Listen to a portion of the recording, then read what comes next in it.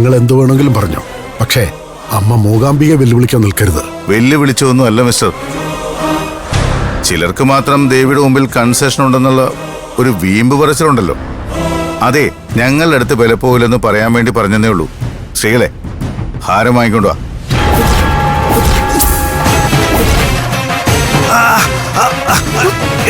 അയ്യോ, കാല് കോച്ചി വലിക്കുന്ന പോലെ, നിലത്ത് കുത്താൻ പറ്റുന്നില്ല, കൊളുത്തി വലിക്കുന്ന പോലെ.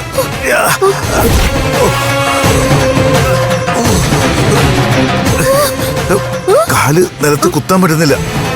എന്തു പറ്റിയത് പെട്ടെന്ന്? അല്ല, എന്താ സാറേ, എന്തു പറ്റി? കാലൊന്നും ഉളുക്കി, വല്ലാത്ത വേദന. എന്നാ ഇങ്ങോട്ട് ഇരിക്കാം സാറേ. മതിയെ ഇരിക്ക, മെല്ലെ. സാറേ, ഹോസ്പിറ്റലിൽ പോകാൻ ആംബുലൻസ് വിളിക്കണോ? വേണ്ട, ഞാൻ ഗസ്റ്റ് ഹൗസിൽ നിന്ന് മാനേജറെ വിളിച്ചോളാം.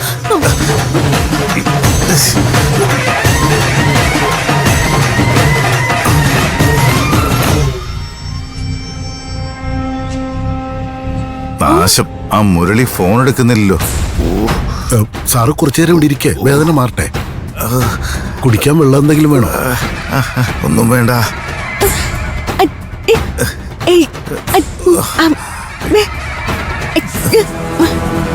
അത് ശരിയാ. മോളോട് ചെന്ന് അമ്മയെ കണ്ട് തൊഴുത് പ്രായശ്ചിത്തം പറയൂ. എങ്കിലേ ഇദ്ദേഹത്തിന്റെ വേദന മാറൂ.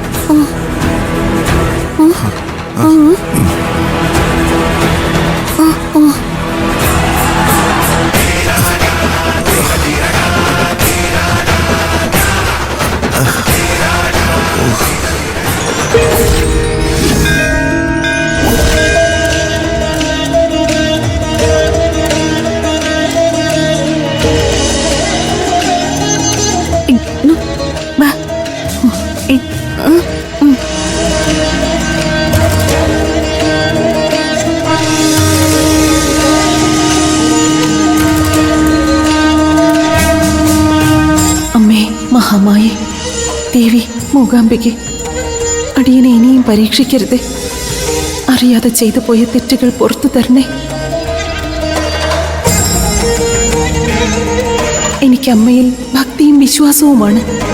പക്ഷെ എൻ്റെ മകന്റെ കാര്യത്തിൽ ഞാൻ അല്പം സ്വാർത്ഥയാ. അവന് നല്ലൊരു ജീവിതം ഉണ്ടായിക്കാണാൻ വേണ്ടിയാ ഞാൻ ഇങ്ങനെയൊക്കെ ചെയ്തത്. അതൊരമ്മയുടെ മനസ്സായി അവിടുന്ന് മനസ്സിലാക്കണേ ദേവി. എൻ്റെ ഈ തെറ്റുകൾ പുറത്ത് എൻ്റെ സംസാരശേഷി എനിക്ക് തിരിച്ചു നൽകണേ ദേവി മൂകാംബികെ.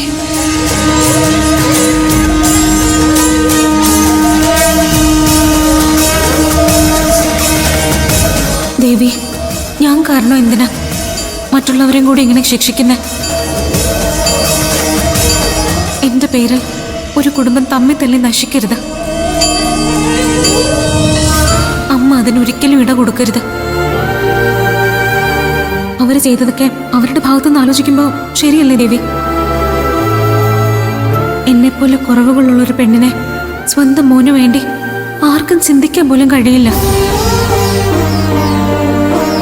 അതുകൊണ്ട് അതിന്റെ പേരിൽ അവരെ ശിക്ഷിക്കരുതേ ഭഗവതി. ഇവരുടെ സംസാരശേഷി വീണ്ടും തിരിച്ചു കൊടുക്കണമേ. എല്ലാത്തിനും ഒരു പരിഹാരം ദേവി ഇവർക്ക് കാട്ടിക്കൊടുക്കണേ. അമ്മേ, ദേവി.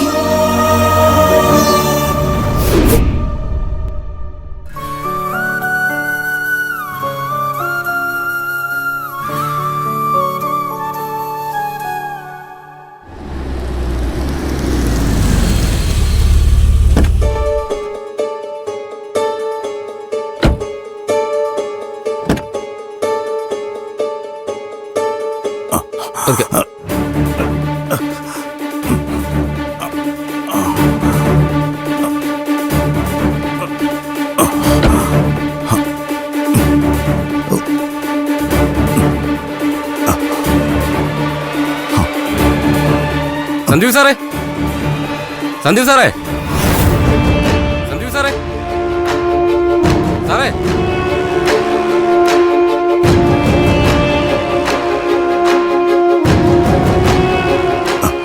അയ്യോ അയ്യോ തമ്പി സാർ എന്തു പറ്റി? ഡാഡി എന്താ മുരേട്ടം ഉണ്ടായത്? പേടിക്കണ്ട അമ്മ എവിടെ?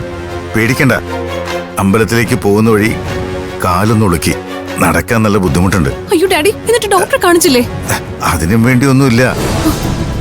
കുറച്ച് കഴിയുമ്പോൾ അങ്ങ് മാറുമായിരിക്കും. വാ.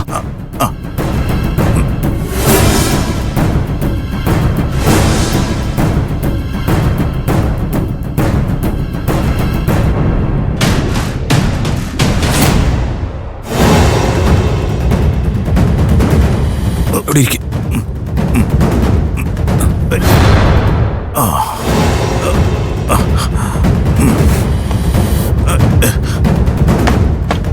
കാല് പൊക്കി വെക്ക്. പൊക്കി വെക്കാം.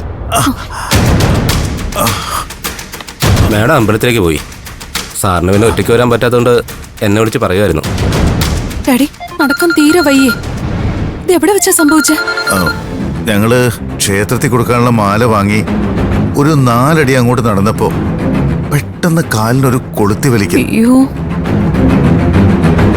അല്ല, നിങ്ങൾ എവിടുന്ന മാല വാങ്ങിയത്? ആ ദേവൂട്ടിയുടെ കടയിൽ നിന്ന്. അവിടെ വെച്ച് തമ്പിയോ ശ്രീകലയോ ആ കുട്ടിയെ വല്ലതും കുറ്റപ്പെടുത്തിയോ പരിഹസിക്കോ മറ്റോ ചെയ്തു? അങ്ങനെയൊന്നും ഉണ്ടായില്ലമ്മേ. ക്ഷേത്രത്തിലെ കാര്യങ്ങളൊക്കെ അവൾക്ക് മാത്രമേ അറിയാവുന്ന മട്ടിൽ എന്തൊക്കെയോ പറഞ്ഞു. അപ്പൊ ഞാൻ തിരിച്ചു എന്തൊക്കെയോ പറഞ്ഞു. അല്ലാതെ വേറൊന്നും ഉണ്ടായില്ല. ആ കുട്ടിയുടെ വൈകല്യത്തെ കുറ്റപ്പെടുത്തിയിട്ടുണ്ടാവും തമ്പി. അതിനുള്ള ശിക്ഷയാ ഇപ്പൊ ഈ കാലിന് വന്ന പ്രശ്നം. അങ്ങനെയൊക്കെ വിചാരിച്ചാൽ എങ്ങനെയാ? അവളെ കളിയാക്കുന്നവർക്ക് അപ്പൊ തന്നെ ശിക്ഷ കൊടുക്കാൻ അവള് സാക്ഷാൽ ദേവിയൊന്നും അല്ലല്ലോ. ദേവിയൊന്നും അല്ലായിരിക്കാം. പക്ഷേ ദേവീ കടാക്ഷമുള്ള കുട്ടി അവള്. അവളെ ആവശ്യമില്ലാതെ പരിഹസിച്ച അതിനുള്ള ശിക്ഷ ആരായാലും അനുഭവിക്കും. അല്ല, അമ്മ തനിച്ചാണോ ക്ഷേത്രത്തിലേക്ക് പോയത്? അല്ല, ഞാൻ കാല് പ്രശ്നമായിട്ട് അവിടെ ഇരിക്കുമ്പോ ദേവൂട്ടിയാ ശ്രീകലയും കൊണ്ട് അമ്പലത്തിലേക്ക് പോയത്.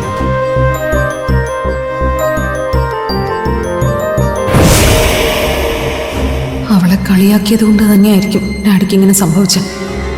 എന്തായാലും ഇവരുടെ കൂടെ പോവാൻ തോന്നാതിരുന്നത് നന്നായി. ഇല്ലെങ്കിൽ എനിക്കും പണി കിട്ടിയേനെ.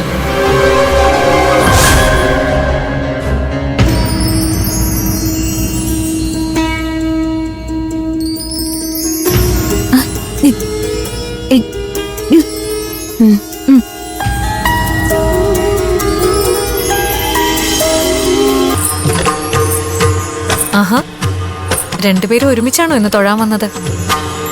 അതെന്തായാലും നന്നായി.